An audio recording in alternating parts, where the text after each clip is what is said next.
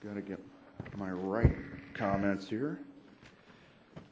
So welcome everybody. Good morning to our panelists and guests. The purpose of today's hearing is to highlight the importance of foreign direct investment in the United States and learn more from our experts on how lowering barriers to foreign investment in our country can have significant benefits for our economy as a whole. I hate to steal the Undersecretary's thunder, but his testimony lays out some of the facts that deserve being mentioned more than once. In 2010, U.S. affiliates of foreign firms employed over 5.3 million workers. As I understand, that's now 5.6 as of today. And the average salaries are $77,000 per year. These firms accounted for $41.3 billion worth of research and development efforts and $149 billion worth of capital expenditures in that same year. In the manufacturing sector alone, FDI inflows were nearly $84 billion in 2012, according to the National Association of Manufacturers. These statistics tell us a clear story. Increasing capital in the form of direct foreign investment has positive effects on manufacturing, increased exports, job creation, and U.S. competitiveness. It's just that simple. Unfortunately, these rosy statistics fail to tell the whole story. Foreign direct investment in the United States has fallen drastically over the last few years relative to other nations. According to the testimony we'll hear today from the Organization for International Investment, the U.S. share of foreign direct investment has dropped from 41% in 1999 to 17% in 2011. The reality is that while the U.S. remains an economic leader, the other nations are catching up. The statistic I just mentioned is indicative of that. Companies want to manufacture in a country where there is fair corporate tax code, a high degree of regulatory certainty, and a set of policies that welcome investments into the country.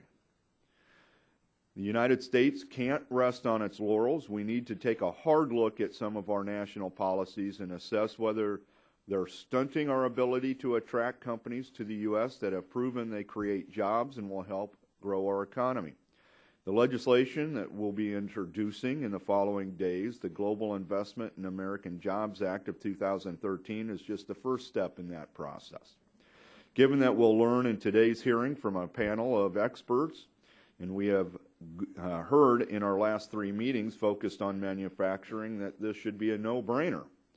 Investing in American jobs is not a partisan issue when companies like Toyota and Honda choose to open up manufacturing facilities in Kentucky, or Texas, or Tennessee, or Ohio, or South Carolina, or Georgia. We noticed Nebraska wasn't on there. Neither was Illinois, so there's room for improvement. Yeah. We heard from some of our executives just last week that when they opened the doors, thousands of jobs were created directly and indirectly. Local, state, and federal tax revenues went up, not because marginal rates went up, but because of the economies in those cities and states grew and more people were working. We heard from these companies how they helped change the communities they became part of, contributing through outreach programs like workforce training and charitable giving. If our legislation, the Global Investment in American Jobs Act of 2013, can succeed in highlighting what the U.S. needs to do and keep and attract more of our great companies to our shores, then it's a win-win for every American and workers. The U.S. can still be one of the most attractive places in the world to invest capital. We have a large and affluent consumer base, a strong rule of law when it comes to intellectual property, and one of the best and most productive workforces in the world. It's my hope that today's hearing can help us highlight some areas where barriers on foreign direct investment currently exist so that we can build upon the positives I just mentioned and not only compete for but win the opportunities for foreign direct investment. I want to thank all of our panelists for coming here today, and especially Mr. Sanchez, thank you for being here as well. You're a key part of this effort and have done well. So I yield back the rest of my time and now recognize the ranking member, Ms. Jen Schakowsky. Thank you, Mr. Chairman. I'm hoping that we can keep our run of bipartisan hearings and work. We got a good string going so far.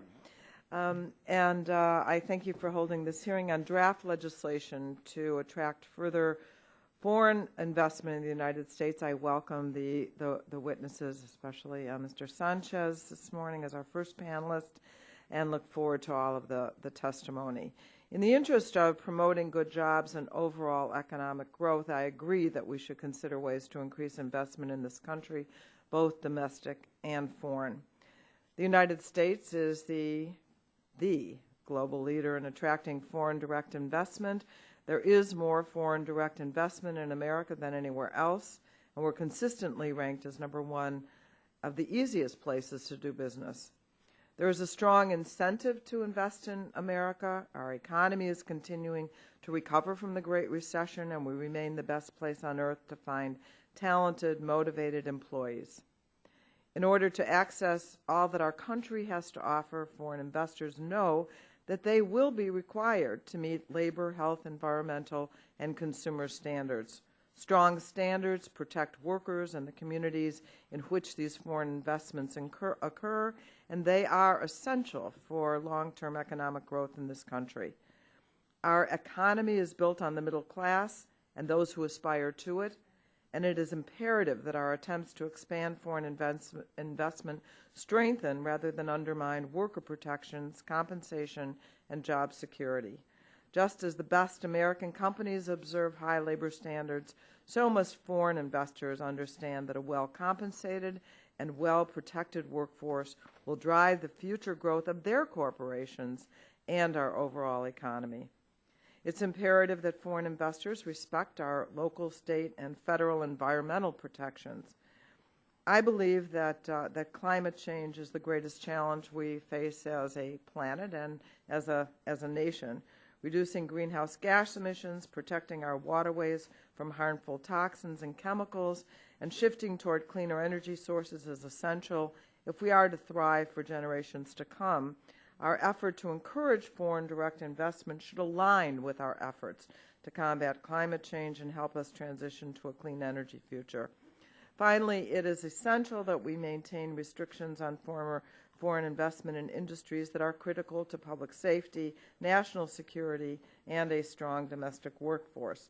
Those restrictions help ensure the safety of the American people and the security of American jobs.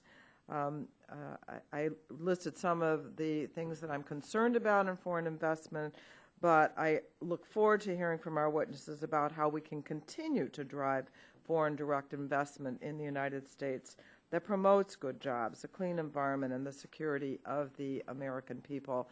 And I want to yield the balance of my time to Mr. Barrow. I thank the ranking member for her time. I appreciate it. I co-sponsored this bill in the last Congress because it's a step in the right direction to grow American jobs.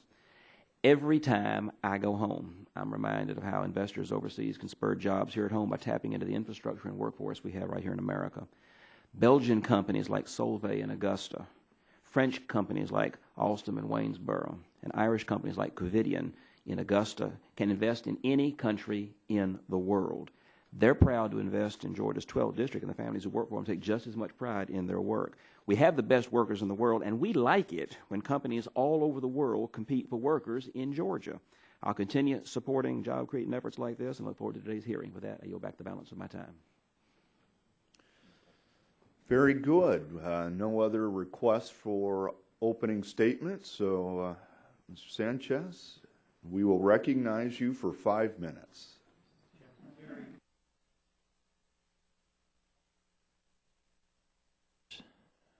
Is that better?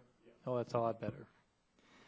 Distinguished members of the committee, thank you very much for inviting me to speak to you today about the Department of Commerce's work to attract and retain business investment in the United States.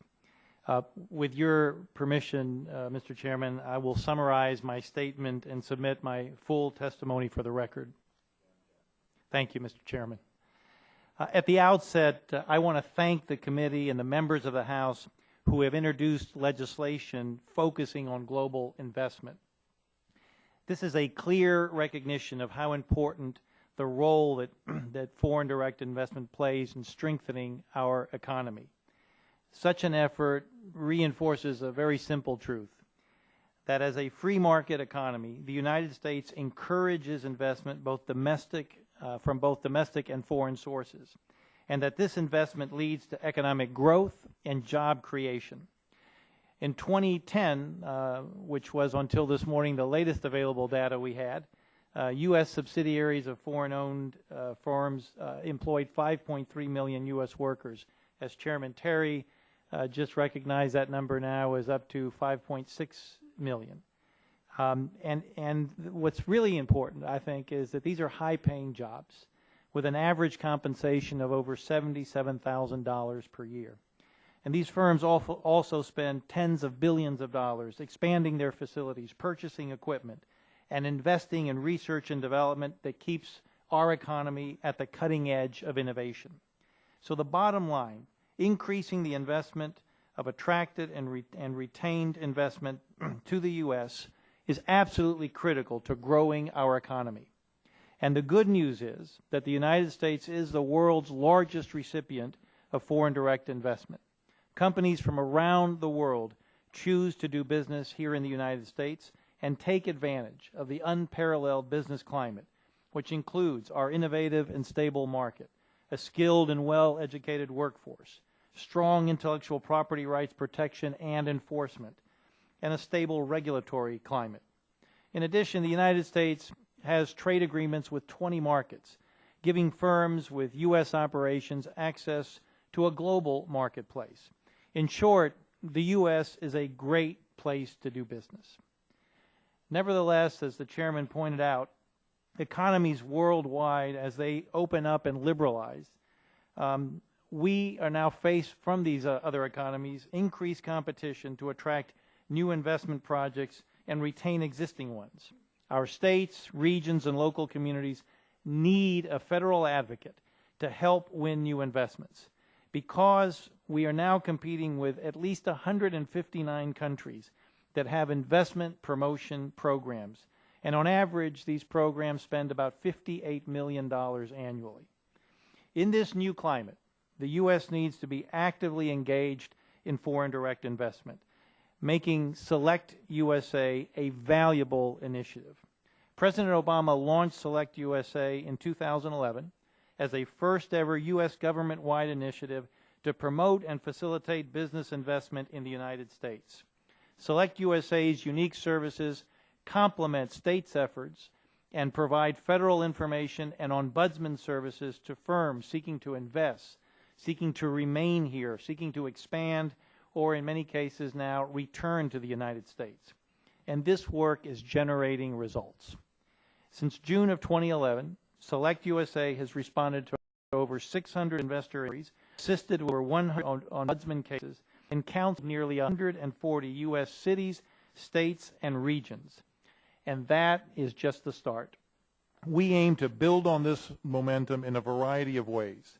One vehicle will be for Select USA to host an investment summit from October 31st to November 1st right here in Washington, D.C.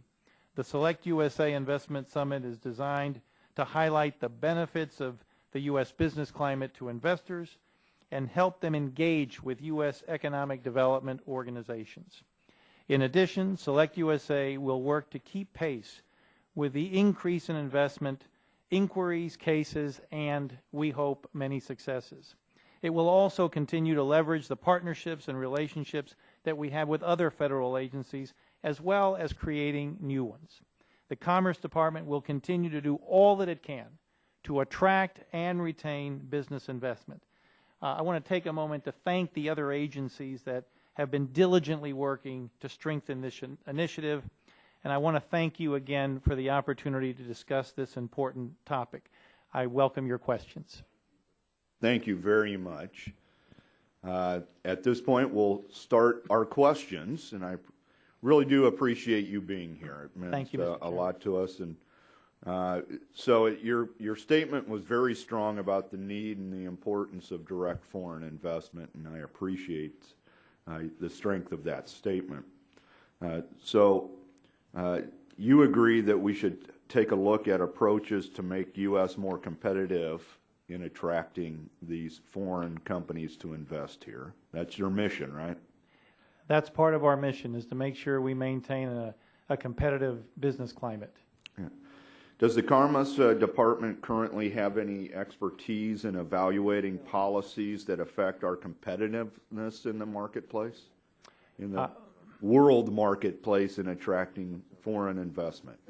One of the things that the International Trade Administration has, that's the business unit that I have the privilege of overseeing, is manufacturing and services. And it does a lot of outreach to our business sectors. And so we're constantly interacting with them, getting feedback from them on what's working and what's not working. And we try to keep that dialogue going constantly, and as we learn that, share it with relevant agencies. So with that type of collaboration, you feel comfortable that you could provide us a study of where we can improve or remove barriers? Well, we certainly, we're not the only agency that can contribute to that, but we certainly have a lot to say on it, and we would welcome the opportunity to be a part of that dialogue. I appreciate that. Now, who would, if a study like this is undertaken, who would you rely on in your staff to help piece this together? Well, we have a number. Is he sitting here today, or she? I think part of that team. I think the probably, one with the grin is probably, yeah. the one who's feeling the weight of the new task. I'm sure part of that team is right here in this room. We would probably draw on a number of people within the International Trade Administration, but I suspect we would want to draw on other relevant business units within the Department of Commerce, including NIST, PTO, Bureau of Economic Analysis, as well as reaching out to other relevant agencies. Well, I would appreciate that. And 180 days, do you feel that that's an appropriate time period? What's your feedback? Mr. Chairman, I probably would want to look at the scope of the study before I gave you a specific number, but we would certainly, if Congress mandated us to do that, we would certainly make every effort to provide a good study within the time requested. Fair. You went through a series of numbers, or the number of countries that we compete with is what, 160, did you say? Well, there are at least 159 that have active investment promotion programs, and the average budget for those programs is about $58 million. So do you have any initial belief of where we should focus to remove barriers, become stronger, ways to strengthen our ability to attract the foreign investment into the United States? As I mentioned in my testimony, we already start with a good, attractive business climate. If you look at indicators that are put out by the World Bank, the World Economic Forum, and other groups, we consistently rank most often in the top 5, perhaps sometimes in the top 10, as one of the best places to do business. So we fortunately start from a very good place. One of the things that we have to do, and this is why Select USA was launched, is we have to recognize that more and more countries are seeking in foreign investment. And so we can no longer just rest on our laurels. We can no longer just say, look, we're a great place to do business, come. We have to actively promote. And I think that's one of the areas that we need to really pay attention to, and that's what Select USA seeks to do. And your attention through this legislation to this effort is indicative that you and this committee recognize that. Well, and in that regard of working in a collaborative way, you mentioned in your statement with Select USA of working with the states. What do you feel the states' roles are, and what have you seen from the experience of trying to attract foreign investment? How are the states doing? What should they be doing better? Who's doing best? Well, I think, and I believe this is the philosophy of Select USA, is that the states have the primary role of promoting foreign direct investment. That has been their role. It should continue to be. And Select USA should be more of a facilitator, a supporter of those efforts. So there are things that we are able to do that helps them. For example, Select USA is leveraging the offices that the U.S. and Foreign Commercial Service have in 72 countries around the world and 100 cities here in the United States. And that's an important value added that we provide. Most states don't have that kind of coverage. In fact, no state that I know of has that coverage. My home state of Florida has 14 offices abroad, and I believe that's the largest grouping of offices that any state has anywhere in the world. So presence outside of the United States is very important. Helping them reach out as we get leads, connecting them to the economic development organizations. So I think these are the kinds of things that we play a very good complementary role with the states. Thank you very much. And my time has expired, and now recognize the ranking member, Jen Schakowsky. Thank you, Mr. Chairman. Thank you, Mr. Chairman, and thank you, Mr. Sanchez. Before I begin our hearing, I want to say congratulations. I understand that you're among a short list of candidates being considered for the United States Trade Representative, and I wish you the very best of luck. You're very kind. Thank you very much. I have a question about greenfield investment, new investment versus merger and acquisitions. Preparing for this hearing presented us with some conflicting information. On the one hand, we're told that the reason that we need to do this study and to promote foreign direct investment is because the United States is losing investment, as our chairman pointed out, losing investment opportunities to other countries such as Mexico and India, developing countries. I would agree that we should be concerned if that is the case, and we need to promote the U.S. as the best place to invest. Now, on the other hand, the most recent data available indicates that 85% or more of the foreign direct investment occurs through mergers and acquisitions. So if the vast majority of FDI is used to acquire pre-existing United States businesses that were previously owned by Americans, I'm less clear about the benefits. In many cases, a large foreign firm is expanding into the United States by buying out smaller U.S. businesses. In these situations, the end result is often either the same number of jobs or even somewhat fewer jobs.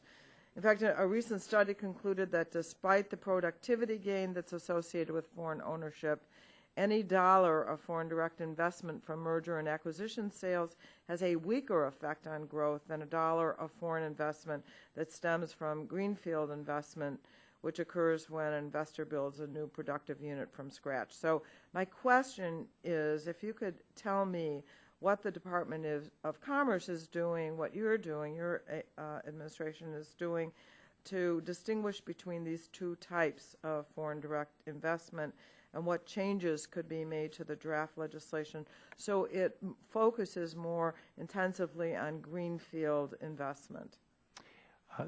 Thank you very much, Representative Schakowsky, and again, thank you for your kind words at the start of your question. Select USA starts with a premise that the United States has an open investment environment.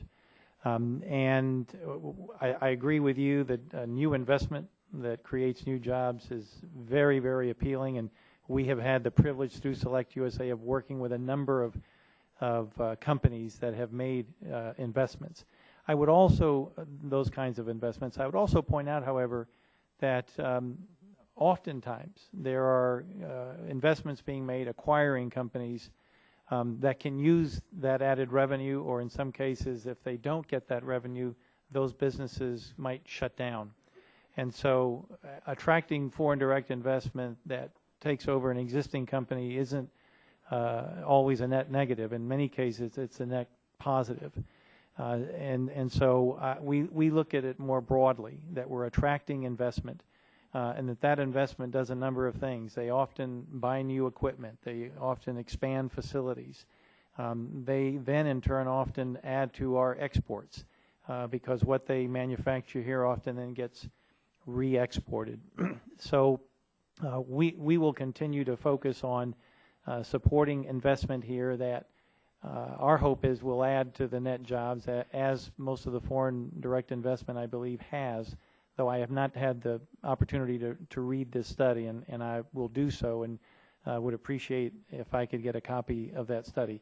But generally, we focus on helping attract this investment that has all this ripple effect, net positive activity for our economy.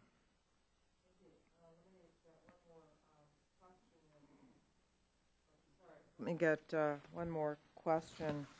The Bureau of Economic Analysis at the Department of Commerce is responsible for measuring foreign direct investment. BEA used to carry out a survey of businesses that differentiated between growth in greenfield investment and investment growth from merger and acquisition. In 2008, it had to cancel the survey for budget reasons, but the President's 2014 budget proposes to reinstate it. I want to get quickly here. The GAO and NBER and the National Academy of Public Administration have each recommended that BEA expand its foreign direct investment data and have provided specific recommendations to the Bureau on what parts of its efforts would be most valuable to expand. So I commend the Department of Commerce for seeking to resume this collection. Yes or no, should the Congress appropriate funding for this survey, differentiating between greenfield investment and investment through acquisitions? As I said, Representative Schakowsky, I've not read this study, though it sounds like you make a compelling argument for taking a hard look at this, since we have done it in the past through our Bureau of Economic Analysis. And we certainly work closely with the Bureau of Economic Analysis, and I would certainly work closely with them to get this information either through their efforts or through other appropriate efforts. It seems to me that regardless of the policy decision we make as a consequence, that having this information would inform how we move forward. So I thank you for that. Thank I you. yield back. Thank you very much. The gentleman from Missouri is recognized for 5 minutes. Thank you, Mr. Chairman, and thank you for being here today. And Ms. Schakowsky was making reference to a trade position that you may be up for. And trade was one of the few things that we were able to handle in a very good bipartisan fashion in the last Congress up here. So good luck in that endeavor, and if I can be of any assistance to you, I would love to. We got the Colombia, Panama, and Korea free trade agreements done last year that they had not been able to do for 6 or 8 years.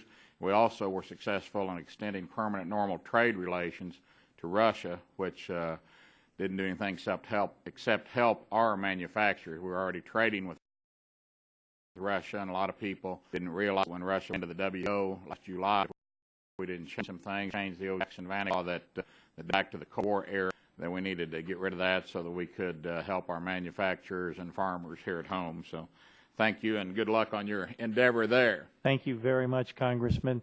Chairman, would you invite me to come regularly to testify before this committee? I haven't gotten to that part. Yeah. I still have time. No. You may want to wait. Thank you very much. No. But what is Select USA's function with regards to state and local development organizations, and to what extent are the federal government's efforts duplicative of the state and regional economic development organizations? Thank you very much for the question, Congressman. As I mentioned to Congresswoman Schakowsky, Select USA plays a facilitator role, and we're very much a demand-driven organization, demand-driven largely by state and local governments who seek out our assistance. And so, for example, we have done a number of about 140 consulting engagements with state and local governments, and helping them seek out opportunities, work better with the federal government on foreign direct investment initiatives. And you've done that through Select USA? Yes. Select USA, which was stood up in June of 2011, and we have worked with state and local governments from the very start. It really is the cornerstone of how Select USA works. Well, I have a personal friend, a good friend that works for the state of Louisiana. I'm from Missouri, but state of Louisiana in this type of economic development. And my thought was might be better to allow them to compete and for businesses to handle the promotion and leave the federal government out of it. The federal government's always overreaching, always trying to do too much. We have the sequester going on, and I just question whether this is necessary. Well, first of all, the state of Louisiana has been a great partner with us. We recently worked on an investment by a South African firm by the name of Sasol that's going to make a very, very important investment in the state of Louisiana. And at the request of the state of Louisiana, we worked very, very closely with them in a number of ways. One thing that we are doing in that particular example is introducing that company to the relevant federal agencies that they're going to have to interact with. So just a few months ago, after the announcement, we put together a meeting with all of the relevant federal agencies at the Department of Commerce. They all came. The CEO of the U.S. subsidiary had a chance to present their project to these federal agencies. So one example of how we're working at the request of the state of Louisiana to support their FDI promotion efforts. And again, as I mentioned in an earlier response to a question, through the U.S. Foreign and Commercial Service, we have offices in 72 countries around the world. No state has that kind of reach outside. The state of Florida has 14, and that's the most of any state. And we're able to leverage those offices to identify potential companies, potential targets. And we're going to continue to play the facilitator role, not the lead role, but the facilitator role. One more thing, Congressman, is that we're competing against 159 other countries that use the full weight of their efforts, of their governments, to advocate on behalf of investment in their country. And when we are competing, say, against Mexico or Canada or perhaps a country in Europe versus the United States, it really does help to have a federal advocate supporting that investment right here in the United States. Wouldn't you agree that it'd go a long ways if we tried to make this the best place in the world to do business? It is, and I'm all for that. I think we've got some work to do there, and I yield back. Thank you. Thank you, Mr. Long. Now recognize the gentleman from California, Mr. McNerney, for 5 minutes. Thank you, Mr. Chairman.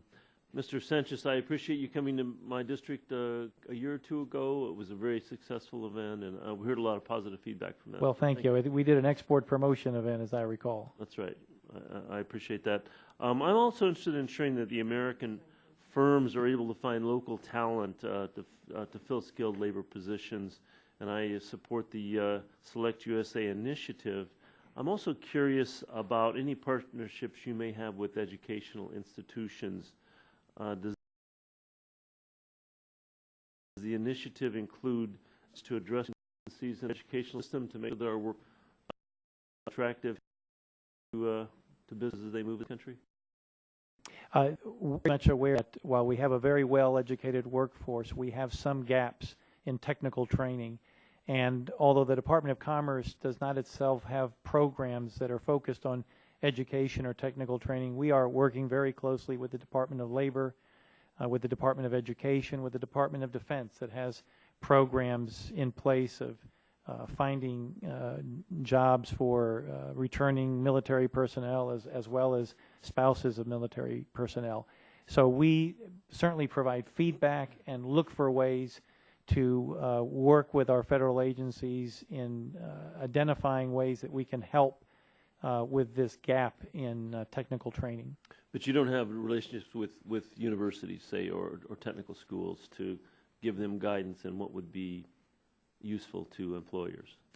The Department of Commerce certainly interacts regularly with educational institutions, but we defer to our sister agencies who have a more direct role in education, whether it be the Department of Labor or the Department of Education.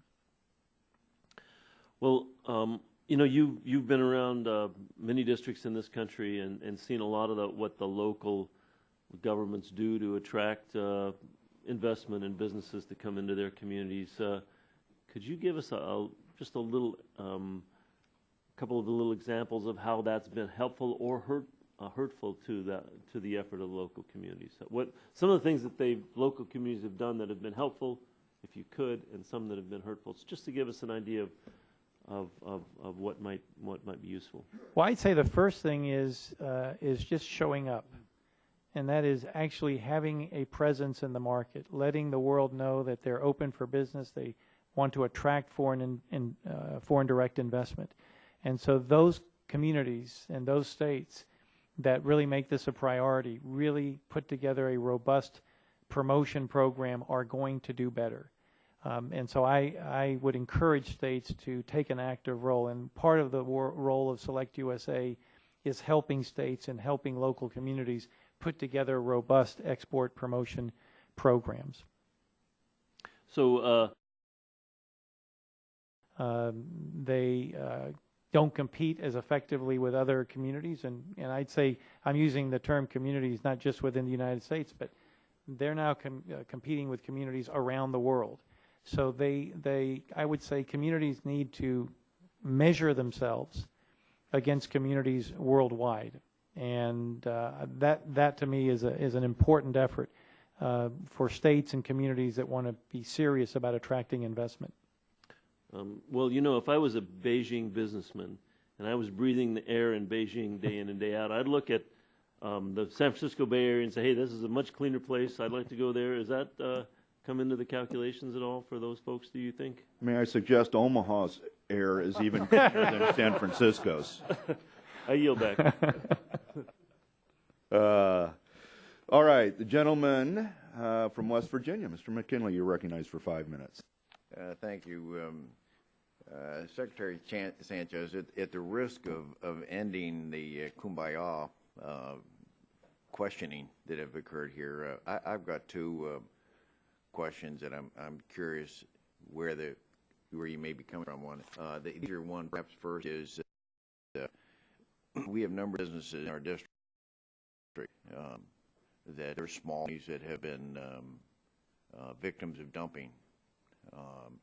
And Commerce has told them that they can file an action, and they have pursued that, but they find out it's going to cost, for example, in this one, $1.2 million to file an action. These small companies can't afford $1.2 million to fight that, so they're giving in. And as a result, we're seeing more dumping occurring here in this country.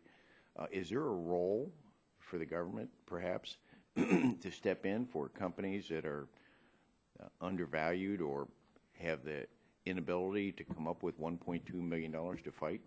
Is there some place that we might be able to help them? Congressman, I share that frustration. I have under the solution. I don't want the whining because that's what I'm doing. I'm trying to find what's the solution. We make every effort to help companies prepare for an anti-dumping petition. Within the budget constraints that we have, within the staffing constraints that we have, we make every effort to provide advice and counsel for them. That has its limits, but we do everything that we can to help small and medium-sized companies that feel that they're being hurt by companies that are dumping.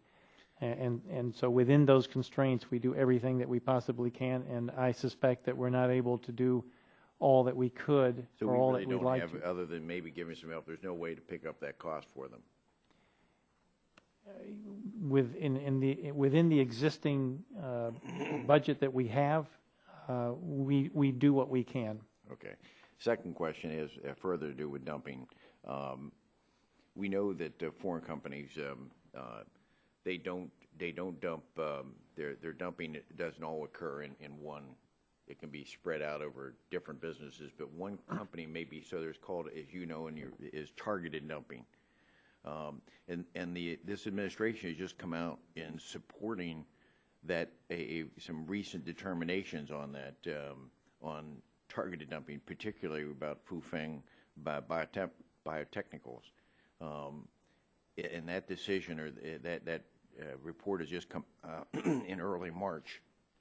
Are we revisiting that, or is this something that, because we know that Fufeng had 68% of its sales varied among different customers, so they could dump on one and then charge more on another, and that avoided their dumping charge. how can we protect that if the administration is saying, I'll support that? And they have that he has signed off on this on March 4th, said he agrees with that process. Congressman, I need to review that particular case before I respond on that. I do know that as we do, I believe, a good job within the constraints that we have of enforcing our trade laws. We also do it in compliance with our international obligations. And I would need to I'd need to look at this a little more carefully, and I'd be happy to do so and get back with you. I hope you can, because we're seeing just 20-some years ago we had a very vibrant steel industry in the northern section of West Virginia with 30,000 steel workers. We now have less than 1,000 steel workers. Now think about that. And that's primarily, they will say up and down the line that this had to do with trade and dumping. And I hear a lot of people talking about trying to help, but I don't see the activity. I don't see where that's really stepped in. People that will look at it, will reconsider that. But in the meantime, nearly 30,000 steelworkers have lost their jobs. And here it is again, where people are saying they can't come up with $1.2 million to fight back against these agreements. And then the administration coming out and saying they're going to support this decision. Just real quick question about that. You can find it. I don't see a number on it, but it was. I'll be glad to give you my copy. Thank you. I promise to look into it and get back to you. Okay. Thank you very much. Thank you, Mr. Congressman. McKinley. Mr. Pompeo of Kansas, you're recognized for 5 minutes. Great. Thank you, Mr. Chairman. Good morning, Mr. Secretary. In your written testimony, you expressed that one of the concerns foreign companies often have when considering direct investment is their difficulty entering and exiting at U.S. borders. A major employer in my district, Learjet, has a major foreign direct investment from a company called Bombardier Canada. Their employer in our district, phenomenal, taking care of our team, Kansas, and great airplane, on which they fly employees and forth from facilities in Mexico and Canada. They bring team members, they bring parts back and forth. They've been prevented from flying directly in to Wichita because the Customs and Border Protection folks say they don't have the requisite staff on site. Forces Bombardier to clear customs someplace else late at night. It's very, very challenging and costly, and I think discouraging to them to continue to grow their asset in Kansas. I know the companies work very hard to try and coordinate with customs. Our office has tried to do the same. We've engaged your folks, the Ombudsman's office, and that process, but we've had little success, to be honest with you, getting the CBP to become engaged. Thoughts on how that process might be strengthened so that companies that do put their capital at risk in America can get in and out and do the things they need to do to both to be successful in their endeavors, but also to grow jobs in America? Well, Congressman, first of all, thank you for reaching out to Select USA to let us work on that. Bombardier has been a great source of foreign direct investment. They spend a lot of money here, create a lot of jobs, and I believe we are still working on that case. What I can tell you is that I will personally follow up with our team and also reach out to Customs and Border Patrol and see what options that might exist. I know that over the last several years, they have made a special effort to balance the needs of security at the border with making sure that they don't impede legitimate business. And I applaud them for that effort, and we're going to continue to work with them more broadly on policies that make it easy for businesses like Bombardier to invest here. And I will personally look into this one in particular. Thank you. I appreciate it. I assume this is happening in districts all across the country, the same issue. And so it's just very important that these folks can get in and do the business they need to do here, or they will ultimately be discouraged from those investments. Changing topics just a little bit. We had a long hearing on the Keystone XL pipeline yesterday. Lots of different views, but I'd be interested in your take. Do you think that this kind of highly visible, highly politicized discouragement of foreign direct investment is being observed by other folks who may want to bring capital to America and has an impact on their decisions to invest here in the country? Well, Congressman, I think that everything that we do, particularly from an investor's point of view, gets looked at. I will say this, that in general, in this case I know there are a lot of strong opinions on both sides. One of the good things that we do have going for us is that energy costs here are going down, and that is increasingly becoming an attractive incentive to bring investment to our shores. So we certainly are focusing on ways to highlight that, and it's my hope that we'll continue on that path, and we'll be able to use that as an opportunity to bring more investment here to the U.S. Great. And last, I appreciate it. I think when companies want to come here and do business and follow our laws and all our processes, that to have an administration just make it so difficult and so political and put them through the ringer, I think the world watches when these things happen. And I don't think it's productive to what it is that you all are trying to accomplish and what we're trying to do here through this legislation this morning. You know, last thing I'll say, so we have a piece of legislation we're debating. It directs this interagency study. I think there's lots of studies out there.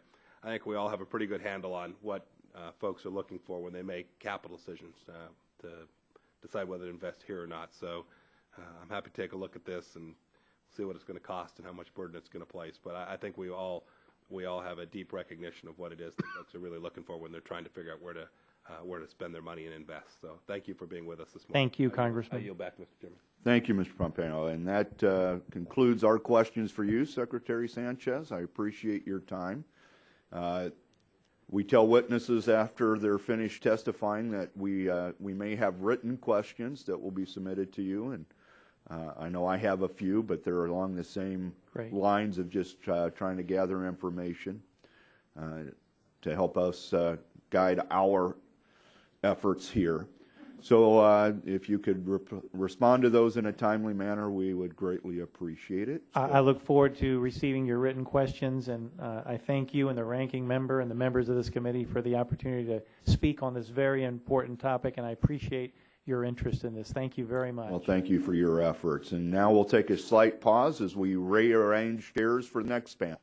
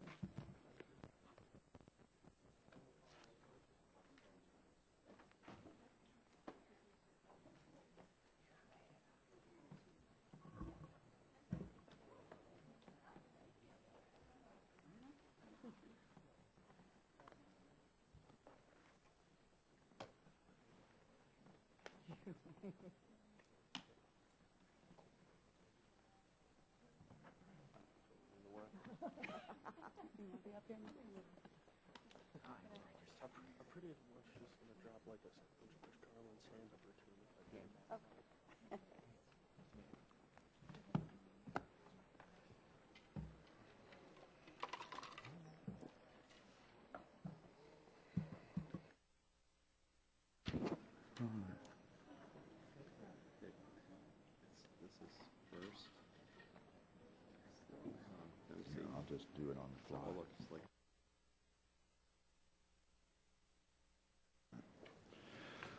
Thank you, everybody. I want to introduce this panel. We have Nancy McClernand, President and CEO of the Organization of International Investment. Linda Dempsey, Vice President of International Economic Affairs of the National Association of Manufacturers. Matthew Slaughter, Associate Dean for Faculty Tuck School of Business, Dartmouth University. And Celeste Martin Bailey, Dr. Bailey, Senior Fellow of Economic Studies at the Bernard Schwartz Chair of Economic Policy Development with the Brookings Institute. Then last to testify in line would be Celeste Drake with the Trade and Globalization Policy Specialist with the AFL-CIO. And welcome all of you. Thank you for coming here today. And we'll start right away. Each of you will have 5 minutes. At 5 minutes, if you're still talking, I'll lightly tap, and that'll mean summarize. So now, Ms. McClernand, you may begin. Good morning. Okay. Good morning, Chairman Terry, Ranking Member Schakowsky, and distinguished members of the subcommittee. I want to thank you for the opportunity to testify this morning. I applaud your leadership in holding this timely hearing on legislation to enhance the nation's ability to attract and retain global investment. The Organization for International Investment is an association exclusively comprised of U.S. subsidiaries of global companies. Our mission is to ensure the United States remains an attractive and the most attractive location for global investment. This hearing comes at a time when the United States is at a crossroads facing serious economic and fiscal challenges. And while the U.S. remains the top location for foreign direct investment, its share of worldwide FDI has dropped significantly over the past decade. This really is a national challenge, one that impacts every state and every congressional district in this country. Simply put, it is no longer enough for the U.S. to merely be open to global investment. We must proactively have a strategy to leverage all the tools within our reach if we hope to remain competitive for high-value FDI. For this reason, my organization and our member companies strongly support the Global Investment in American Jobs Act of 2013. FDI has long been a catalyst for economic growth in this country. U.S. subsidiaries of global companies insource 5.6 jobs to the United States and support an annual payroll of over $400 billion. Their employees earn an average compensation well above the private sector average, pointing to the high-end nature of the activities that they have in this country. These companies are in high-value fields like advanced manufacturing, life sciences, R&D, and engineering, generating the types of jobs and economic activities that enhance U.S. competitiveness. Furthermore, they reinvest heavily in their U.S. operations and spend heavily on new equipment, upgraded facilities, and new construction, all of which demonstrate a long-term commitment to their U.S. operations. I'll give you a few examples. Astellas Pharmaceutical R&D facility in Northbrook, Illinois. Case New Holland exporting U-built tractors from Racine, Wisconsin. Philips Healthcare developing advanced medical imaging technologies in Highland Heights, Ohio. And Rolls-Royce partnering with local Virginia schools to teach STEM education and train manufacturing workers in Prince George County. But in spite of all these vital contributions, the extent of their impact throughout the economy is actually not very widely understood. FDI has traditionally occupied something of a blind spot in U.S. policy. The growing importance of global cross-border investment makes it essential for FDI to play a prominent role in U.S. economic policy in the years ahead. And the potential for additional FDI provides a tremendous opportunity for economic growth in the U.S. As I mentioned earlier, the U.S. share of global cross-border investment has dropped. We currently garner about 17%. There is no reason we cannot grab more market share. Additionally, the United Nations estimates that multinational companies are currently sitting on some $5 trillion in cash in the wake of the global economic downturn. We can give those companies a reason to unleash that investment here. While there are no magic formulas, enhancing U.S. competitiveness for FDI will certainly require progress in key macro policy issues, including reforming our tax code, advancing a more expansive free trade agreement, modernizing America's infrastructure, implementing a pro-growth energy policy, and developing a workforce that can compete for the jobs of the future. But importantly, we must also make sure that once the U.S. wins a new investment, that we provide good aftercare, and we ensure that the U.S. subsidiaries of global companies have the ability to succeed and grow their business here on a level playing field with homegrown companies. The U.S. must avoid policies and regulations that disadvantage or discriminate against companies that are headquartered abroad. Given our unique advantages, the U.S. is fully capable of improving its competitive edge for FDI. We have an enormous domestic market, abundant natural resources, strong rule of law, and a culture of innovation and productivity. We need to couple those advantages with a better understanding of what kinds of policies and best practices position the U.S. to successfully recruit global companies. The Global Investment in American Jobs Act seeks to do just that. The legislation recognizes that the U.S. cannot compete for 21st century investment with a 20th century policy mindset. It aims to equip policymakers with a forward-thinking strategic approach to capture new investment in this increasingly competitive yet opportunity-rich global environment. The interagency review and recommendations would provide Congress a roadmap for further action to attract global manufacturers, service providers, and innovators to our shores. If enacted, the legislation will send a powerful message at home and abroad that the U.S. is working to improve its investment climate for FDI in a thoughtful and bipartisan manner. I'd like to thank the subcommittee again for the opportunity to testify and look forward to questions. Well done. Ms. Dempsey, you are now recognized for your 5 minutes. Thank you. Good morning, Chairman Terry, Ranking Member Schakowsky, and members of the subcommittee. I welcome the opportunity to testify today on behalf of the National Association of Manufacturers, the oldest and largest industrial trade association in the United States. The NAM represents small and large manufacturers in every industrial sector and in all 50 states, including many foreign headquartered companies that manufacture throughout our nation. As this subcommittee knows well, manufacturing is the engine that drives the U.S. economy by creating jobs, opportunity, and prosperity. A robust international trade and investment approach are vital to the success of manufacturing in the United States. In particular, FDI into the United States plays a critical role in growing manufacturing. While fluctuating yearly, foreign investment in manufacturing has shown substantial growth since 2003, with important benefits for the U.S. economy. In 2012, FDI inflows into the United States in manufacturing equaled nearly $83 billion, accounting for nearly half of those inflows. While the United States has remained the largest recipient of FDI through 2012, we've heard from my colleague that global competition for FDI is rising sharply, and the U.S. share of that FDI is on the decline. From the NAM's perspective, we should be working to help grow FDI into the United States, which grows manufacturing and jobs, innovation, and economic opportunities. The NAM's 2013 growth agenda presents 4 goals for a manufacturing resurgence in America. The NAM's first goal is very much the subject of this hearing, to make the United States the best place in the world to manufacture and to attract FDI. The goal of the legislation before this subcommittee is an important one, to spur policy improvements that will help the United States further attract FDI, including through requiring an interagency review of policies and best practices with recommendations for further action. We hope the report will result in concrete proposals and action and encourage the subcommittee to continue working on this legislation and moving it forward. We also recommend that the report consider the recommendations from the President's Council on Jobs and Competitiveness, which called for a national investment initiative.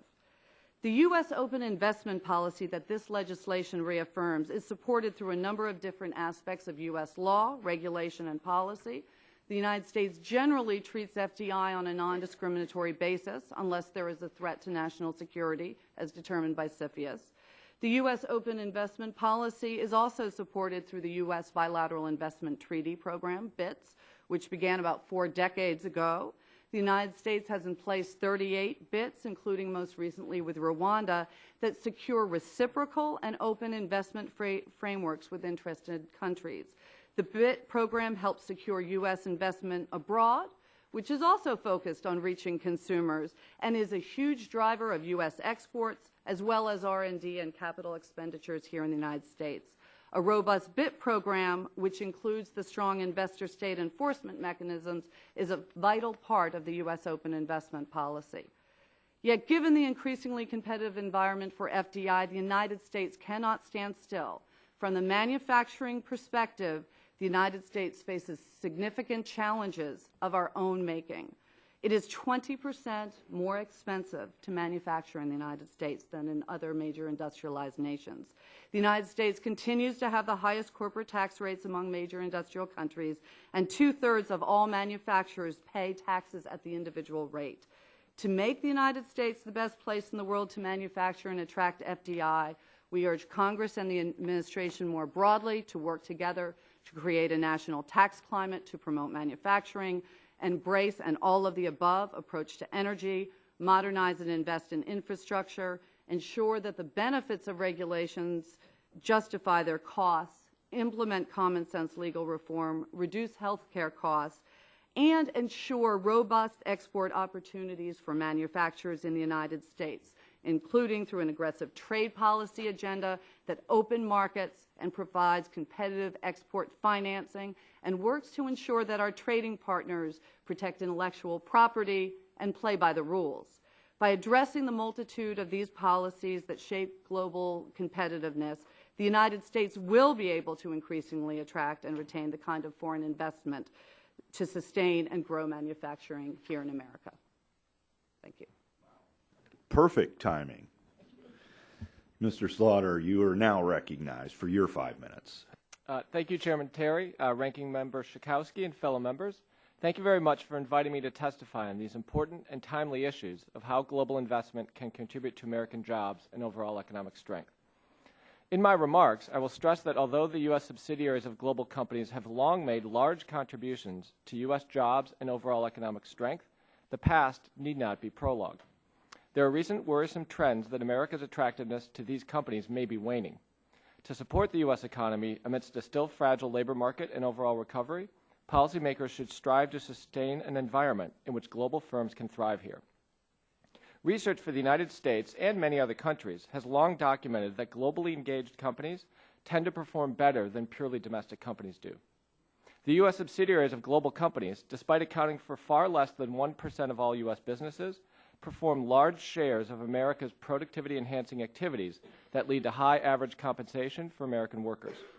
For the most recent year of data available, 2010, or as of this morning, 2011, contributions of these companies included the following: 5.8% of all private sector output, over 14% of all non-residential private sector capital investment, almost 18% of U.S. exports of goods, and over 14% of the total research and development performed by all U.S. companies.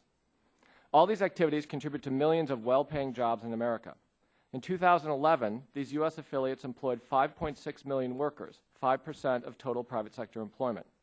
In 2010, their total compensation averaged over $77,000 per worker, more than a third above the average for the rest of the private sector. Of these jobs, nearly 2 million were in manufacturing, and the U.S. subsidiaries of global companies have long had relatively high unionization rates. In 2007, over 12% of these firms' U.S. employees were covered by collective bargaining, versus just about 8% for all private sector workers. And finally, U.S. subsidiaries of global companies support U.S. jobs through their supply chains. In 2010, these subsidiaries purchased almost $2 trillion in intermediate inputs from other U.S. companies. Despite these strengths of the past, over the first dozen years of the 21st century, two worrisome trends emerged regarding the presence and dynamism of U.S. subsidiaries of global companies. First, although many of their non-employment activities continued to grow, their U.S. employment did not. There were about the same number of Americans working in these companies in 2011 as in 2002. The second worrisome trend is that the U.S. share of global foreign direct investment has fallen sharply. The U.S. share of the world stock of FDI fell from over 41% in 1999 to only about 17% in 2009. Taken together, these two worrisome trends of the past decade suggest that the U.S. economy has become a less attractive location for global companies to establish and expand their operations. And these trends have emerged while a steadily rising share of the leading global companies are headquartered outside of America.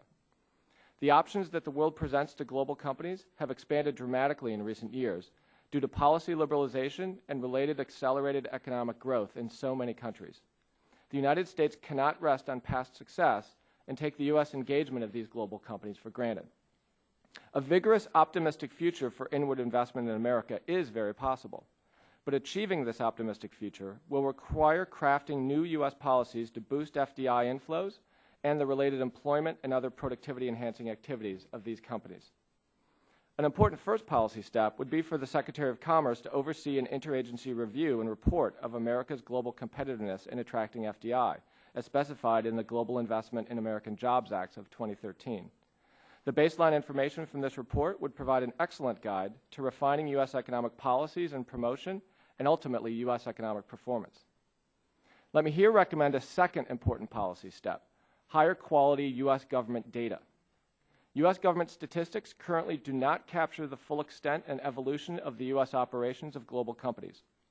This is in no way a fault of the dedicated public servants working at these statistical agencies. Rather, it simply reflects the fact that many of the business surveys conducted and analyzed by these agencies were created decades ago in ways that today fail to encompass the modern and ever-evolving complexity of business in America. Here in the 21st century, if we want to best craft U.S. economic policies to support American workers and their families, then we need to find a way to update and expand many of our key economic statistics on how these global companies work. Thank you again for your time and your interest in my testimony, and I look forward to answering any questions that you may have. Thank you. And Dr. Bailey, you are now recognized for your 5 minutes. Thank you. Thank you, Chairman Terry and Ranking Member Chakowski and the other members of the committee for the opportunity to present my testimony today. I'd like to submit the full statement for the record, if I may. There are a couple of typos in it that I'd like to correct before it gets submitted, which I've just discovered. I do think that making America the location that attracts good foreign companies is a very important task. And I think really the same things that attract foreign companies will encourage American multinational companies to invest more in the United States. And as one of the earlier panelists noted, there's a lot of money sitting out there that we would love to see invested here to improve the recovery. There have been quite a few numbers already put out here, and I'm going to just comment on, rather than reprise what's in my testimony, I just comment on a couple of them. One is, I think, it is obviously a concern if our share of FDI is going down. I think there is a certain thought that it's inevitable with emerging economies growing. They are much poorer than we are. They're growing faster than we are. There's going to be more investment taking place in those economies than in the U.S. So I don't think we should get down on ourselves too much if we find that investment elsewhere is growing relative to the U.S. I think that's just part of life. And the second point I'd make is to note that really a lot of the investment that comes from overseas is going into manufacturing. I think that's important. We've heard that the manufacturing sector is important. It's an area where we maybe haven't had enough domestic investment. We'd like to see more. We want exports to grow. We want to get a more balanced trade picture for the United States. So I think it's particularly helpful that foreign investment comes into the U.S. One thing, though, to remember, since it is in a lot of the investment is concentrated in manufacturing, and since manufacturing employment generally has been on a rather declining trend as a fraction of total employment, we're going to see that the employment in foreign companies in the United States is not necessarily going to look as good as investment in some other industries, just because of the industry that they tend to be in. And again, I don't think that's something that we're necessarily going to change, because manufacturing is an area with a lot of productivity growth, a lot of automation, and so employment growth tends to be slower there or declining there relative to other industries. The other point I'd notice on the investment is that so much of it comes from Europe, and Japan really are friends and allies, and I think that does make a difference in the way we think about it. Many of these companies are used to operating with environmental regulations. They're used to operating with fair labor standards and so on. And so I think a lot of the companies that are coming in, such as from Germany, from Switzerland, and so on, these by and large are going to be good neighbor companies in terms of what they do and the practices that they have. I say a little bit in the testimony about pros and cons. Since I've only got 2 minutes left, I'm going to talk a little bit about what I think might be the best ways to make the United States more competitive. The first thing I'll say is we need to get the macroeconomics right. I know that's it's a hard concept to get across, but I think as long as we have a shortage of national saving over national investment in our economy, we're going to be running trade deficits, because one is the counterpart of the other. So while I don't want to balance the budget tomorrow, I think that would be disastrous in a weak recovery. I do think that's something we need to do over the next 10 years. We have to make room for more export growth, more manufacturing growth, and one way to do that is to get a better balance between saving and investment. Second point I'd make is on trade agreements, and I think that's something where it would be great to work on a multilateral basis. If not, we do need to work, as I think you've said here, on bilateral agreements. That's where one of the typos is.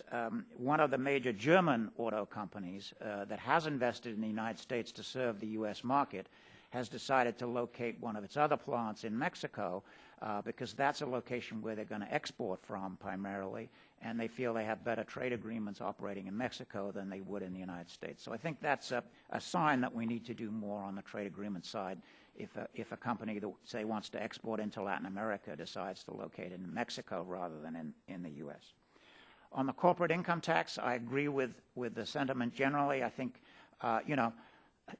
again, we need to get more tax revenue from somewhere. I don't see how we're going to balance the budget over 10 years if we don't get more tax revenue. But we have to recognize that corporations are mobile. We have to be in step with other countries around the world, both in terms of what our marginal tax rate is and whether or not we tax companies on their foreign earnings or whether we tax them on the activities that they do here in the United States. So I think basically we need to get our corporate tax in line with where our competitors is. We've mentioned, I'm running out of time here, but just quickly, I think we do need to do a bit more to improve the skills of our workforce. There are good community colleges that are doing that. The Department of Defense has shown some tremendous ability to give their soldiers skills in short periods of time. So I think there's a lot of things we can do in terms of vocational training and technical training to improve the quality of our workforce. And it's not that the workers are bad, it's just that they don't have some of the skills that they need. And then finally, I'll mention taking advantage of the energy boom, and that's been mentioned here already. I think this has been a massive change, a game changer for the U.S. economy, this discovery of energy sources. I think there are environmental concerns about it, absolutely. But I think we can meet those concerns and have cheaper energy, cheaper natural gas, which will really increase the attractiveness of the United States, both for domestic companies and for foreign companies. Thank you. Thank you very much, Dr. Bailey. And Ms. Drake, you are now recognized for 5 minutes. Thank you, Chairman Terry, Ranking Member Schakowsky, members of the committee. Good morning. I appreciate the opportunity to testify on behalf of the AFL-CIO on the critical issues of economic development and job creation. I have submitted written testimony for the record and will highlight a few key points here. Any discussion of where our economy is going should begin with the discussion of where we've been. Between the Great Depression and 1980, America's economic strategy centered on policies designed to ensure a virtuous cycle of rising productivity, rising wages, and increased public and private investment that led to even greater productivity. Regulatory policy was critical to this strategy, including food, product, and workplace safety, a strong minimum wage, and the National Labor Relations Act, giving workers the right to organize and bargain collectively. This national strategy led to the period of the highest sustained economic growth in American history and gave birth to the modern American middle class. Since 1980, the United States has embraced a different economic strategy, one that has reversed the prior pattern of shared prosperity. We have sought to maintain our status as the world's largest consumer market while at the same time seeking to compete globally by lowering our labor costs. As part of this approach, the overall direction of regulatory policy since 1980 has weakened worker protections to reduce labor costs, left consumers and investors at the mercy of bad actors on Wall Street, and even promoted consolidation instead of competition in certain sectors. The result has been, not surprisingly, a series of financial bubbles and skyrocketing consumer debt. As the committee looks to increase foreign direct investment as one of the many tools we can deploy to help restore the American dream, the AFL-CIO would like to be a partner in that effort. We welcome foreign investment, as you do, but we caution that the review proposed in the discussion draft of the Global Investment in American Jobs Act of 2013 should be performed carefully, lest its recommendations prove more harmful than helpful. While we welcome the changes made from last year's version of the bill, we continue to have serious concerns. For example, by not excluding from the review laws and regulations of general applicability, it is possible that those performing the review will consider financial services policies, such as Dodd-Frank, or important worker protections, including occupational health and safety rules, as mere barriers to investment. Instead, we suggest that the review regard them as important to providing a good investment climate that includes a stable financial system and healthy and productive workforce. As you know, the U.S. is a premier destination for foreign investment. In comparison to other countries in which investors are required to create joint ventures for nearly every investment or pressured to transfer important technology or intellectual property, the U.S. has a very open system. There are, of course, a few important limitations on foreign ownership and control, such as those in the aviation and communication sectors. Again, the AFL-CIO encourages the committee to ensure the review takes a balanced look at these limitations and consider their very important public purposes before simply categorizing them as barriers to investment. These policies are designed with important purposes, including national security and domestic economic growth. In some cases, they may even encourage investment as foreign enterprises seek to become American enterprises to expand their reach. Which brings me to a final caveat. The AFL-CIO urges the committee to ensure that the review recognize that while FDI can contribute to the creation and maintenance of high-skill, high-paying jobs, such an outcome is not inevitable. State-owned and controlled enterprises, in particular, may not invest with the goal to operate in the U.S. for the long term, but instead could acquire strategic technology that could, at worst, jeopardize our national security.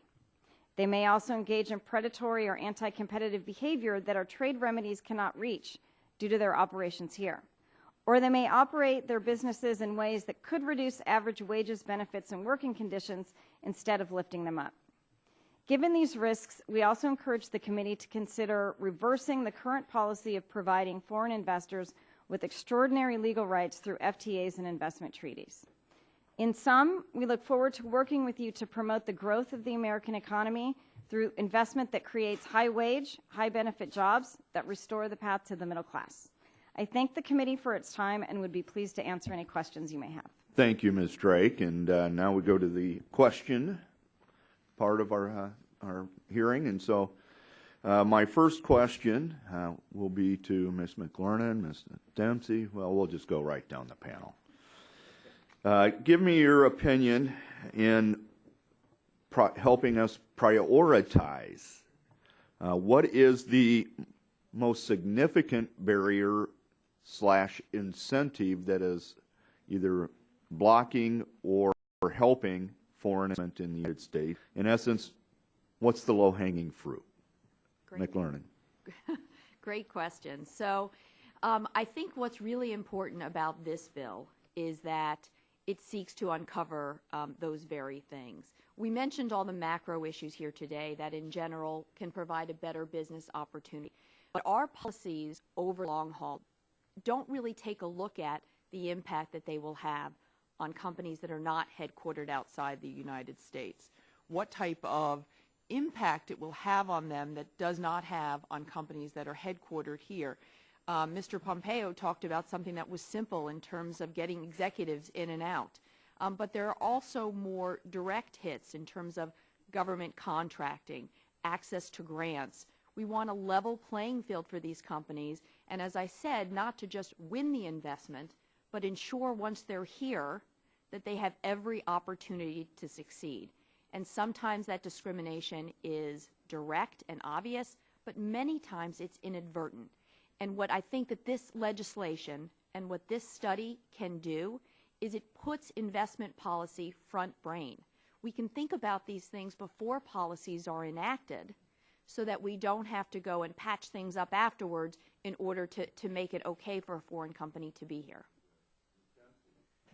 Thank you. I agree a lot with my colleague on the FDI side, but I think we cannot lose sight, as this legislation does not, that there are business climate issues that affect both domestic and foreign manufacturers. And this legislation, I think, will be important, frankly, to both. Some of these issues will be foreign investors looking at the U.S. market.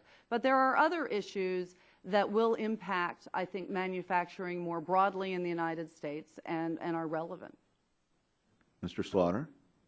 I echo the previous two comments. I'd add, I think one of the most immediate things the U.S. could do to improve the investment climate would be reform our tax code. On a lot of indicators, we have one of the highest burden tax codes in the world, both in terms of statutory effective tax rates and the complexity of our tax code. So I would put that at the top of the list. Mr. Bailey? The three things that I hear most from companies are, number one, that they have to spend a lot of money on training and skills, so that they would like to see a better job. And that's obviously a state and local function to an extent. The second is taxes, which you've mentioned. And again, it's not that our corporate tax collects a whole lot of revenue, but I think the complexity and the marginal tax rates are a concern. And then the third thing I hear is really the complexity of sort of permissions and environmental rules, and it's not, I want to make clear, I don't want to dismantle our environmental rules. No. But the speed of getting permissions, the ability to coordinate across agencies and between the federal and state and local government makes for a lot of complexity and a lot of delay, and that's what I hear as a concern. Ms. Drake? Thank you. We think one of the main things inhibiting investment here is the misperception that it's too expensive to invest in manufacture in the United States. And we hear this from firms that have reshored and explained that they thought it was going to be so much cheaper to invest and produce elsewhere. And when they really looked at the numbers and the extra costs of producing elsewhere and shipping back to the United States, they found that it's a good deal and there's a good value here. So I would echo what Undersecretary Sanchez said about getting the word out and doing promotion. Okay. Ms. Dempsey, well, I'll tell you what, we can't answer this in 50 seconds. So I'll put my rest of my questions in written form to you all. And at this time, I will recognize Jan Schakowsky for her questions. Thank you. I wanted to ask Ms. Drake, a portion of your testimony is rights provided to foreign investors should not exceed rights of domestic investors. Can you elaborate on exactly what you mean by that? Absolutely. So a foreign investor, if the foreign investor is from a country with which the United States has an FTA, a free trade agreement, or a BIT, a bilateral investment treaty, has certain legal rights through the investment chapter and through the process guaranteed by the investment chapter, which is investor-state dispute settlement, to have a complaint that may have reduced the expected profit or somehow didn't provide what the international law calls a minimum standard of treatment, and skip domestic courts, so skip state courts and federal Article III constitutional courts, go to an international arbitration panel and pursue this challenge. And it's in some way similar to amendment take challenge on the Constitution, but a broader definition of what property is, it's got a broad definition of what a takings would be. And we hear from small domestic manufacturers that they simply can't challenge their complaints about local, state, and federal regulations and laws in the same way, and they feel that all investors in the United States should have to go through the same system that respects our democratic process and democratically enacted laws and regulations. Let me ask just a broader question. Then how would you revise, including, I imagine, taking what you just said into account, the current draft of the Global Investment in American Jobs Act to achieve the goals that'll not only attract foreign investment, but also look at our domestic workers? For that particular issue, we would add a provision that asks the Department of Commerce to really look at the FTAs and BITs that we've made and whether the extraordinary legal rights given to foreign investors somehow inhibit or discourage domestic industries and make an unlevel playing field. So just with that addition of something to look at, we think it could be very useful. In your testimony, Dr. Bailey, you draw a distinction between greenfield investment and investment that stems from merger and acquisition. I asked Secretary Sanchez about that too. Do you think there would be merit in the following one? BEA, once again, conducting a survey that distinguishes between greenfield investment, to having the review and report in the draft bill under consideration take this difference into account? I would certainly like to see that additional data. I think it would be very helpful. So yes, I would. I do think that there are advantages that you can get from takeovers. There are obviously some takeovers you don't want, and you mentioned those about proprietary technology and so on. You have to be careful. But in many cases, a company that gets taken over may have been in difficulty. The new company may bring in investment, and we've seen that in the steel industry and in other places. So I'm not against takeovers necessarily, but I agree it'd be helpful to know what's what the data says. There was one other section, Ms. Drake, that was of interest to me that had to do with Chinese company and somehow our not inability, but making it difficult for CFIUS to actually secure the information that we need to make sure that information they get from American companies isn't used in the wrong way and counter to CFIUS rules. I wonder if you could talk a little bit about that. CFIUS actually has a very small mandate, and it doesn't really look at greenfield investment. It doesn't look at equipment sales contracts. And so there are various ways that it may not be catching all of the investments or equipment purchases or other contracts here that could have an impact on our national security. So consistent with some recommendations made by the U.S.-China Economic and Security Commission and even the Heritage Foundation, which you won't find me quoting a lot, we would recommend that the committee take a look at possibly expanding the mandate of CFIUS so that they can really look at all of the potential investments that they need to, not with an eye of stopping FDI at all, but just to make sure that we're protecting our national security and economic security in the way that we need to. Things that have dual purpose, for example? Yes, there was an example in my written testimony of AVIC acquiring Nextier, and it's this steering technology that also has a military purpose, and that transaction's already gone through. But there is some question now about the technology being transferred to China. Will it be used for military purposes? And the information seems to all be in China, and there's no way at this point to really know if will be used against the United States in a military way, or it won't be. Okay. I thank you for your testimony and your suggestions. Thank you. At this time, recognize the Vice Chairman of the committee, Mr. Lance. Thank you, Mr. Chairman. To Dean Slaughter, in your testimony, you indicate that there are two worrisome trends. First, although many related to non-employment activities, U.S. employment did not. It flatlined from 2002 to 2010, and then dipped from 2007 to 2010. Would you elaborate briefly to us on that? Sure. So over much of the past 10 to 20 years before the decade of the 2000s, the presence of the U.S. affiliates of foreign multinational companies had grown on a lot of dimensions, employment being an important one. Employment had almost doubled over about a 15-year period. But employment has not been growing, and I think, again, from the broad policy perspective that I think many of us share of trying to have good jobs at good wages, one of the really important things is these global companies tend to have a whole nexus of productivity-enhancing things, of investing a lot in human resources, investing a lot in capital, new ideas through R&D. So those tend to be good jobs at good wages. And so thinking about, per the topic of this hearing, policies that could try to allow that employment to increase would be great. And Ms. Drake, might you respond to that as well? I'd certainly be interested in the position of your great organization. Thank you very much. The data on, for instance, the high wage rates paid by foreign investors is really good information.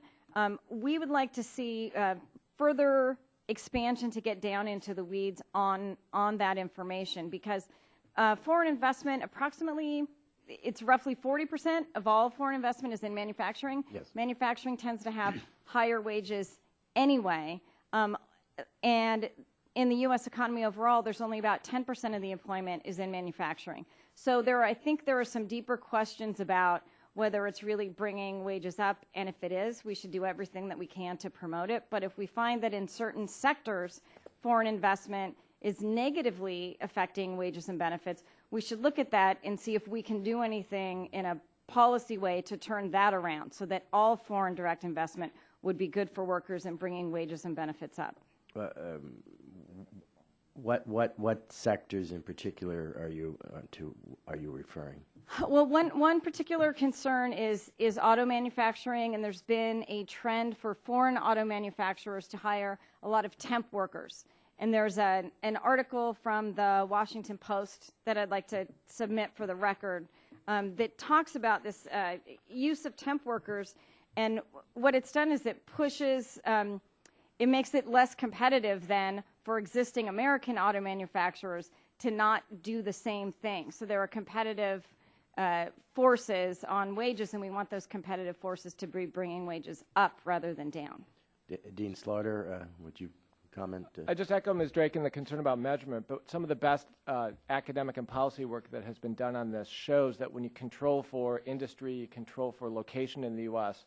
of manufacturing plants that are part of multinational companies, they tend to pay consistently about 10 to 15% more, and not just for the non-production workers, but for the production workers as well. Measurement on these things is always really important, and more data would be great, but there's a lot of evidence that these wages are high. And then, Dean Slaughter, you say, secondly, a worrisome trend is that the U.S. share of global FDI has fallen sharply, and we're working in a bipartisan way on this issue. Could you elaborate briefly on that aspect of your testimony?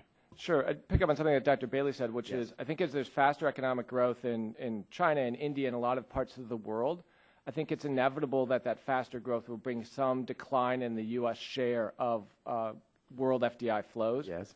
But what's striking is how much more dramatic the fall in FDI shares for the U.S. have been compared to our share of GDP or other economic measures. And so that gets to the need to have a policy environment that supports the growth of these companies here. And this is a relatively new trend, only in the last decade, your second point, and that's why we're trying to work through this issue in a bipartisan capacity. Yes. So in the 90s, it was the opposite. And was that due to the stronger economy in our country in the 1990s, in your judgment? So that had a lot to do with it. We had a strong productivity boom in the second half of the 1990s, and that overall strong growth in jobs and incomes was part of what attracted these companies here. And might I respectfully suggest that was due to bipartisan cooperation, a Democratic president, and Republican control of the House in the late 1990s. Do it again. Absolutely. I hope that's possible. Thank you, Mr. Chairman. Mr. Lance. See, Mr. Long. I'm hard. What do you mean? See. Yeah, I may get out of the way. Okay. Thank you, Mr. Chairman. Ms. Drake, you just mentioned temporary workers, hiring a lot of temporary workers. Describe to me what a temporary worker is. A temporary worker is hired through a temp agency, and there are many of them very large in the United States. And the temp agency is then the actual employer of record responsible for the wages and taxes and benefits of that worker. And they can be on a short term, when these agencies started, it was your secretary's sick, you need a temp for the day. As this Washington Post article describes, and it's not just foreign employers that are doing that. It's What date an economy-wide is that? trade. What date was that came out? Oh, this is an older article. It's Monday, October 11th, 2004. But this is still the pattern. Temporary workers can be hired from anything to... I was still in high school. That makes you younger than me. They can be hired for 30 days, 90 days. Some are temps for 2 years or longer in many places. And it makes it, typically the temps are paid less, have lower benefits than the permanent workers, and their goal is to someday be hired on as a permanent employee. Okay. I'm actually, if my ciphering's right, 4 or 5 months older than the AFL-CIO. So I am, we both came along in the same year. As far as I had a constituent come to me week before last, I believe, maybe 2 weeks ago. I was home, and they said, we're coming to see Roy Blunt, our senator, we're coming to see Claire McCaskill, our senator, and we're coming to see you because we want you to understand, Congressman, how onerous this Obamacare, Affordable Care Act, whatever you want to call it, I don't think Obamacare is a pejorative anymore or ever was or whatever because the president calls it that. But anyway, let's call it Obamacare. And they say, well, we want you to know what this is doing. And I said, well, what do you mean? He said, well, we have 53,000. This is a local employer. Obviously, they have tentacles across the United States, have places of business in several states. So we have 53,000 employees. And the best we can decide is we're going to have to take those employees and go not have anyone over a 30-hour-a-week employee. Is this of concern to you at the AFL-CIO? That are you hearing these type of things about complying with Obamacare and how we're going to get it done by 2014? I don't work in the healthcare department, but we from what I know of, we're not hearing those complaints. We are concerned that those complaints are being made. We think that the Affordable Care Act was a bipartisan compromise. I know there were a lot of Republican ideas incorporated into the bill, and every attempt was made to make it affordable for employers, for workers, for the country. And we would hope that employers would do their best to provide the health care for their workers through the system in the ACA so that they have healthy, productive workers. So we wouldn't want to prejudge that it's going to be something that's unaffordable or is not going to work. We strongly believe the opposite. I had you define temporary worker for me, but I don't think I'm going to ask you to define bipartisan, because we might have a different understanding of that if Obamacare was a bipartisan effort. But I want to read from a article in the Wall Street Journal. It wasn't back in 2004. It was day before yesterday. A labor union representing roofers is reversing course and calling for the repeal of the federal health care law, citing concerns the law will cost its cost for insuring members.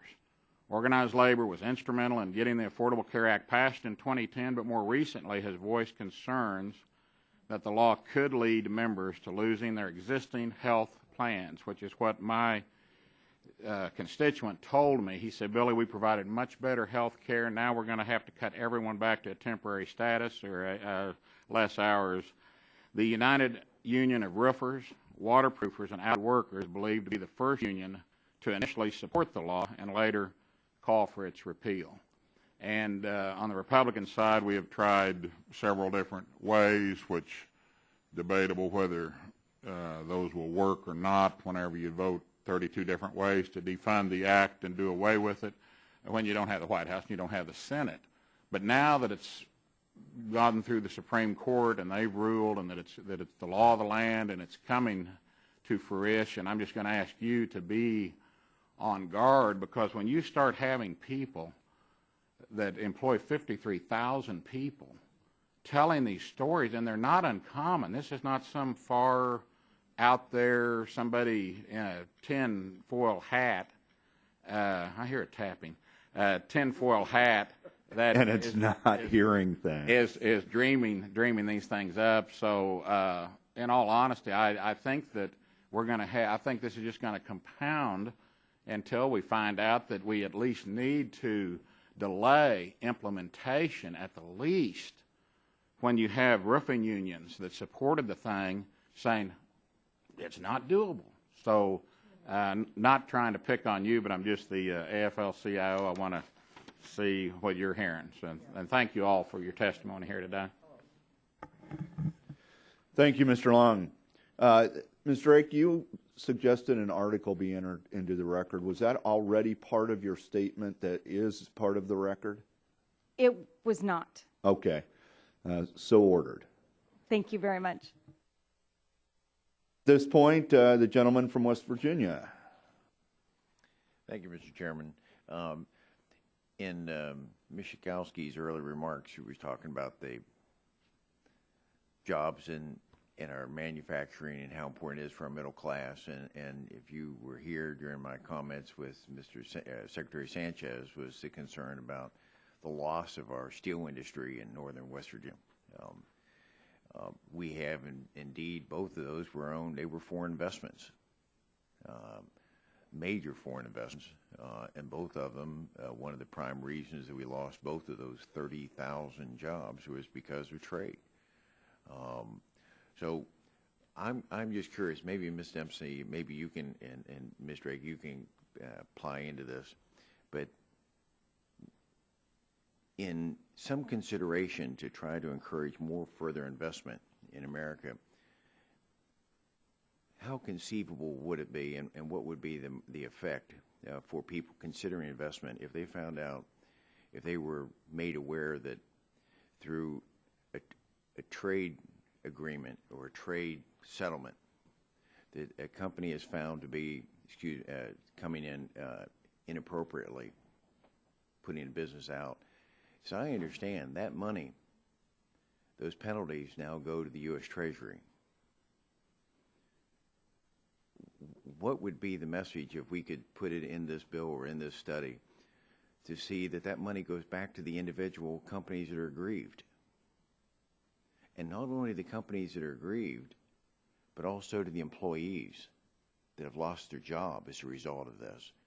I think it's far more helpful to our middle class if we're helping the people that have been hurt rather than the federal government getting the largesse of that. What would be the effect of that, do you think, if investors knew that their companies would be protected? Perhaps I can start, Congressman. Thank you. I started my career as a trade remedy lawyer, bringing cases for the last U.S. fan manufacturer here in the United States, for the U.S. steel industry in the 1990s. And these are important issues. And we at the NAM take enforcement of our own trade laws just as importantly as we take enforcement of other countries' obligations in trade agreements and everywhere else. The issue you raise about where the disbursement of the funds goes is something that had been tried in the United States, and we lost a WTO ruling on this. It is not something that is viewed in the international rules as a way forward. I will say that I believe that the strong enforcement you generally see in the United States for our trade remedy laws, not that it's perfect, but the strong enforcement is something that attracts companies here, that they know that there is a better chance that they will level petition will be on. One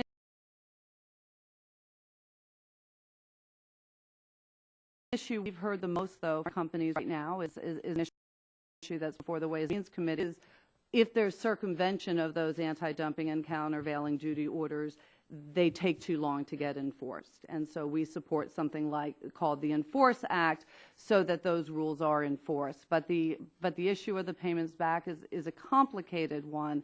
I think there are other things in terms of domestic manufacturing we need to do to improve the opportunities for those companies as well as the manufacturing community writ large. Can I make a quick comment on that? Would you give me 30 seconds? No, you want to talk to after her. Excuse me. Thank you. I think your idea on remedies is a good one, and as the AFL-CIO tends to disagree with many of the structures set down by the WTO, so maybe that's something that can be addressed with WTO reform. To get to your earlier question to Undersecretary Sanchez about who can bring a case and is there adequate assistance for cases, we would support a broader definition that cities and communities could bring cases, that workers could work together with cities and communities and the employers to get the resources needed because these cases are very expensive. And we would support the Department of Commerce providing additional assistance beyond what they're currently doing. And I think one other thing with regard to your dumping concerns, with these state-owned enterprises investing and operating in the United States, it's possible that they're getting subsidized inputs, tax rebates, no-cost financing, so that they could be here essentially producing what would be a dumped product if they made it in their home market, but they're producing it here, and our current trade remedy laws can't reach them. Additionally, there's been some recent investments by Chinese state-owned corporation, Sinopec, for instance, an oil investment. And I'm not a practicing trade remedy lawyer, but I spoke to some before this hearing, and it's not clear that if they import what would be dumped product to themselves, that our trade remedy laws could get at that, because if it's within the same company, it may not enter commerce, and it may not be subject to our anti-dumping laws. So there's a lot of interesting things to look at here in order to make sure that competition is level and balanced and that domestic companies and domestic jobs are really strengthened rather than put at risk. Thank you. I would request respectfully an additional unanimous consent for an additional minute so that Mr. Bailey can answer. Thank you, so much. While it's clear that we need to enforce our trade laws, and it is true that trade has been an important issue in the steel industry, with all due respect, I would say that I doubt if the loss of all those 30,000 jobs is really attributable to trade, because if you look at a steel plant today compared to one some years ago, now you see, 4 people and some computer monitors, whereas before you saw lots of people down on the production line. It's become a very automated company that doesn't hire a lot of people. And the second thing is that we've had a terrible recession, so that the demand for steel is just it really collapsed in the recession. It's coming back now, but I don't think it's where it was. So I think there are some domestic issues also associated with some of those jobs. Well, when China's producing 6 times the amount of steel that we had, and just a few years ago we were both producing the same quantity of steel, it tells me something's going on in China, whether it's currency manipulation or what. Thank you, Mr. McKinley. And now Mr. Johnson of Ohio is recognized for our 5 minutes. Thank you, Mr. Chairman. Dr. Bailey, before I ask my question, I'm not sure. I live in steel country, as Mr. McKinley does. I don't know what steel plants you go to where you got 4 or 5 people running computers that produce steel. That's not the way it's produced along the Ohio River in the plants that are in my district. You've got hundreds and hundreds and hundreds of people that are employed in those. But let me get to my question. I believe in, I like trade also. I believe in fair trade. The idea of free trade to me is it's a vernacular that troubles the American people. You say the term free trade, it conjures up ideas of Chinese ships pulling up to docks and offloading technology and products that disadvantage our workers back here at home. I've advocated for a while changing the vernacular to talk about export optimization agreements rather than free trade agreements, because that's really what we're trying to get to. We make it here, we innovate here, we sell it there. So with that in mind, you recommend that the U.S. enter more free trade agreements. Where do we stand relative to similarly situated nations in terms of number of agreements? I'm commenting, I'm going to defer to my friend Matt Slaughter, who can probably give you a much better answer than I can. Yes, to say it's only 4 people, obviously that was a bit of an exaggeration, but productivity really has gone up. Oh, I agree with that. And, I agree with that. And you've got the electric arc furnaces and so on. I'm sorry, I've got 5 minutes, so let's go to the free trade questions. So let me defer the answer to the free trade question, if I may, to Dean Slaughter. The U.S. has about 20 free trade agreements in force with other countries in the world. Many of them are older. Many of them are, no disrespect to our trading partners, with relatively small countries, for which, on your insight about export optimization, they're not large markets. So part of how we ideally get out of the world financial crisis is build more jobs and activity in America linked to selling things to the rest of the world. I think there's a tremendous opportunity for the United States to expand the free trade access that we have to a number of other growing countries. And in terms of increasing exports, right? Absolutely. Yeah. Imports have a lot of value as well, but absolutely on growing exports. We're on the same page. The administration is currently engaged in TPP negotiations and plans to enter negotiations with the EU this summer. Are there other glaring omissions other than TPP and EU in our stable of free trade agreements, in your mind? Sure. One I'll add, I guess, is we can think about organizing along country lines, but industry lines as well. So if we think about manufacturing, definitely matters for the United States, but we have a lot of large and growing industries and services for which there's a lot of barriers in trade and investment around the world. So as a complement to think about negotiating with countries, I think there's great value in thinking about finding industries in which a lot of Americans work throughout a lot of districts where we could open up foreign markets. Sure. Dr. Bailey, you also testified that we should take advantage of the natural gas energy boom, and I certainly agree with that. Much of that steel manufacturing that I talked about in eastern and southeastern Ohio is a result of that. If production were to slow or to be stopped altogether in oil and natural gas, in your opinion, how would that impact our ability to attract or retain FDI? It feels a little like a leading question, but I think there's no question as to the answer. Which Oh, good. that if She it were, mentioned lawyers earlier. Lawyer doesn't ask a question they already don't know the answer to, right? So. But it certainly would make U.S. less attractive for investment for both domestic companies and foreign companies. Great, great. What do you think? What do you think as it relates to trade, as it relates to manufacturing? If you could name 3 things that we should do to bring manufacturing back here to America. I met with a bunch of labor folks this morning that are concerned about their jobs being outsourced. If there were anything that we could do, 2 or 3, what would be the top 3 things that you would recommend we do to improve our position where a trade is concerned and bring and retain manufacturing?